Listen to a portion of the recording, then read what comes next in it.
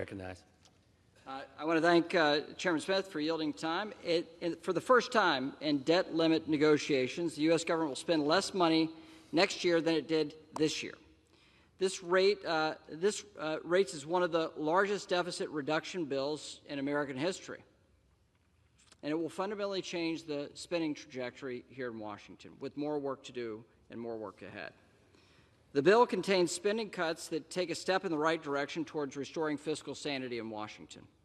This agreement will return discretionary spending to 2022 levels.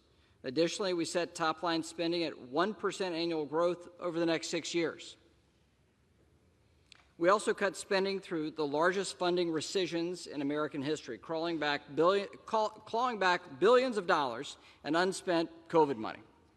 We institute the first-ever statutory administrative pay-go to hold President Biden accountable for his administrative action. If this rule had been in place over the last 2 years, it would have checked the regulatory overreach that has cost the economy at least $1.5 trillion during Biden's presidency. This agreement will also change the way Washington operates by compelling a workable appropriations process. Simply put, this legislation ends Democrats' spending spree and fights inflation. This deal will also help grow our economy and lift Americans out of poverty by instituting the strongest work requirements in a generation on some of our social safety net programs. These reforms will combat the labor shortages crippling small businesses by encouraging individuals to contribute to our society and economy while preserving these programs for those that need them most.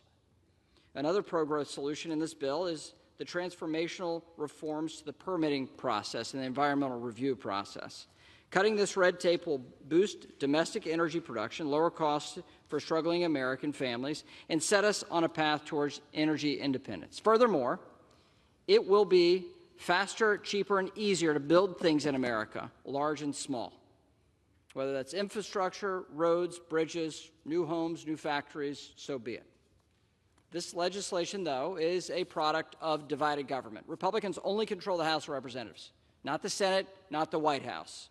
And throughout this process, which was long, laborious, and tough, it's been Speaker McCarthy's leadership and House Republicans leading. We passed a plan, and it was that plan and the Speaker's leadership that enabled these negotiations and this agreement.